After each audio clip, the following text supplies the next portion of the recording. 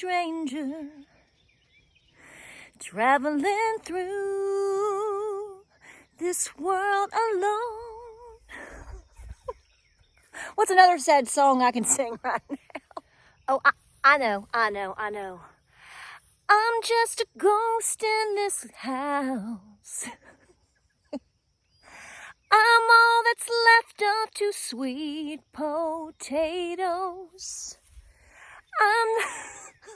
I'm living proof of the damage rabbits do. I'm just a whisper of smoke. I'm all that's left of two rows on fire that once grew out of control. They took my body and soul. I'm just a ghost in this garden. Well, I wanted to take a moment and welcome you into Appalachia's Homestead because I wanted to show you this mighty fine sweet potato harvest that we're going to have this year.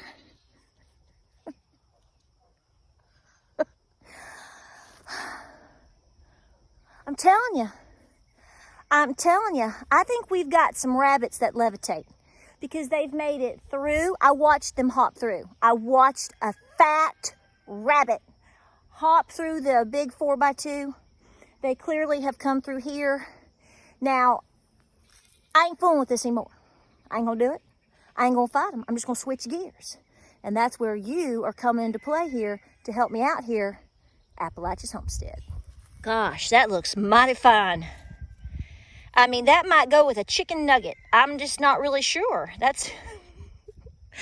Folks, there's a big lesson here. There is a huge lesson with this. Listen to me. Hear me out. So the bottom line is, folks, this is why we tell you to diversify your pantry.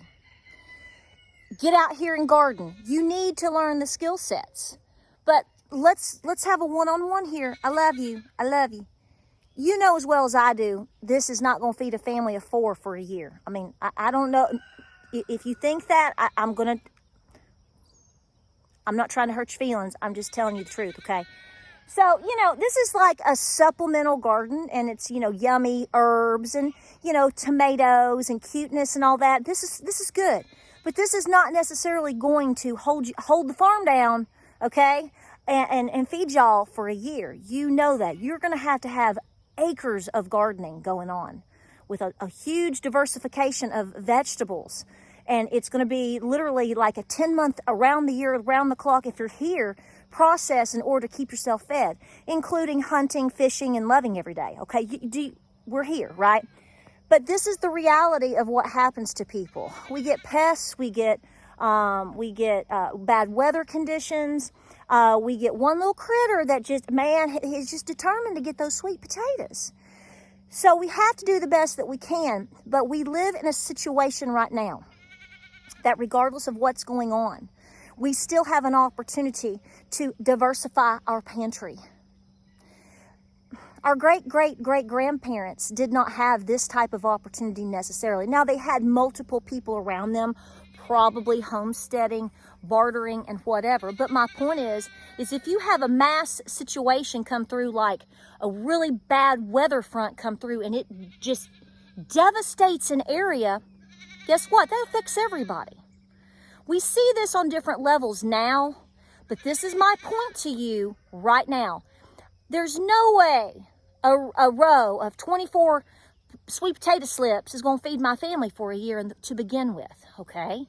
But it's a nice supplement. It puts more things down in the, away in the pantry, etc., etc. And you can't replace the flavor. We all know this, okay? But the bottom line is it doesn't take much to wipe you out. This is why I tell people to garden.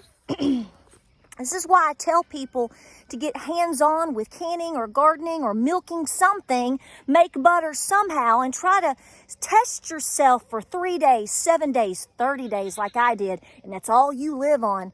Folks, it transforms the entire way that you view history and now and future. You have a different approach on how you live and how you think about your food supply and your food chain. It's very, very sensitive for many, many reasons.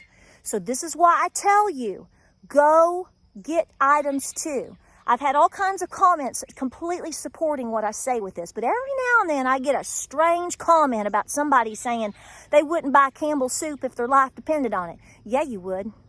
Oh, yeah, you would. If you were starving, oh, yes, you would.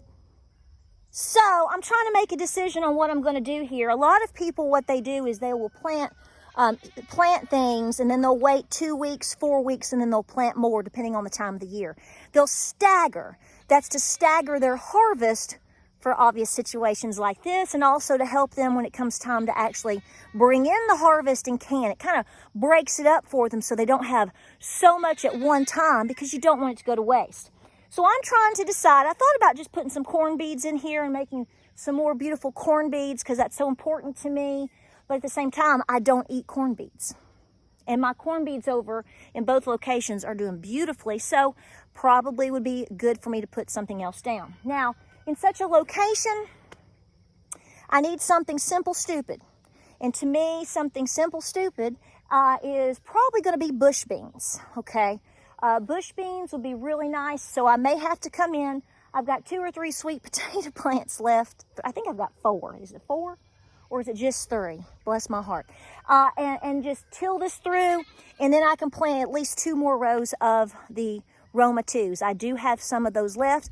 Or what I could do, here's a smart move also, is depending on how many seeds I've got left of my Cherokee Tan, remember them? And they are doing beautifully, might I tell you. So I need to look at those. And I may come in and just clean up my mounds. And since already the mound is here, I might as well go ahead and on the edge of the garden, go ahead and put in that squash variety. My North Carolina candy roasters and my Cherokee Tan, if I have enough seeds. The good thing about these is they can be planted together and they just thrive and bush out. Rabbits don't like that. So really, you know what? That might be the way that I go. What do you think? So for the most part, I've been able to keep the weeds down. I have tilled one more time, and I get out here, folks, and I just work with the weeds. I pull them up. I want you to see how cute all my carrots are coming up. I was really skeptical that I would not get anything there, and they're doing really well. All of my tomatoes so far are doing really, really well. I know I've promised you an aquacone video. I haven't put them in yet because we got a couple of days of rain, so it really helped. So I'll show you what those are in the upcoming video, but I'm just saying, get out there and control those weeds as best you can. A lot of people ask me about that. We like to put things down to keep weeds down. Obviously, it's a pain in the butt, but the real issue for your plants, let's be honest, if you don't know this, you really frankly want to keep, see right there, I got to get in there. You want to keep them mainly away from the base of all of your plants, okay? Traditionally, in days gone by, a lot of people didn't worry about weeds until they became more, well, particularly like Cherokee women, they were the ones that were your main gardeners. They didn't stress about stuff like this until it became almost like waist high, okay? Their main focus was to keep the weeds away from the actual plants. They also did different methods that a lot of us may not choose to do today. I try to, and that is, of course, burning, a lot of burning. Miss Lou does a lot of that, and she has beautiful soil, okay? Beautiful gardens. So she tills and she burns, but the main focus is keeping them away from the plants. So if you can't get your hands on wood chips and all of these cute little mats and things people use, which, hey, if that's what you do, good on you. But sometimes people can't afford to do that. Sometimes people just don't have the means to do that much work. So if the best that you can do is to focus around your plants, then that is where you need to focus, okay? And I'm talking about, like, for example, your tomato. Now, I need to get in here and do some work. I ain't gonna lie to you, folks. I ain't gonna lie. It's busy, busy, busy, busy around here. We're like a one-legged man in a butt-kicking contest. So I have to pick and choose my battles. So as long as I'm keeping the base fairly clean and keeping my tomatoes up and taking TCB, then that's what I'm gonna worry about. Hey, buddy. Can we talk about what's going on? Why are these rabbits coming in here? Can you share some insight on what's going on? I mean, is this spot like just so heavenly now that, you know, Any input? Any answer? Any thoughts? Okay. I guess we got our answer. Yeah, baby. Yeah, baby. That's what I'm going to do. I've got a whole pack of the Long Family North Carolina candy roasters. So that's what I'm going to do in that mound. So I think that will work out really, really well. And then I'm going to plant a Roma 2 batch in my garden tower along with some basil.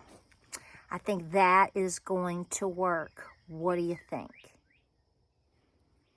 I think we have a plan now. I think we have a plan. See, when we come together, things work out. Tell me what you think. And by the way, I want to make a recommendation for you. If you are coming to the Pigeon Forge area here in East Tennessee, I have a recommendation for a restaurant for you. It's called Feasters on Teasters. And it is traditional American food, but it also has a Native American theme to it. And they have wonderful Indian tacos. We ate there today. We had a 3-hour getaway. So we had to try it out. My husband said, I got somewhere I want to take you. And I said, let's go. So I'm going to put some pictures up here as I'm talking to you, if I haven't already, and let you see what I'm talking about. Really fantastic food, y'all. Really awesome stuff, okay? So if you're in the area visiting and you want to try a little something different maybe for yourself, this is something I recommend, okay? I'm on it. We're going to be positive, but go look at your pantry, guys. Look at the items that you have, even if you're growing it. It doesn't hurt to have a backup plan with those items and of those items, because you never know what's going to happen. Example A, B, C, D, E, F, G. Guys, I love you. Appreciate you being here. Keep pushing. Keep going. Don't give up. Just switch gears. You're being tested. We're being tested. We're going to come through it. See you on the next video. I'm going to have to put you up in the garden area, Cora. What do you think? What do you think? Can you do the job? Can you do the job? You look like you can do the job. We'll see. We'll see.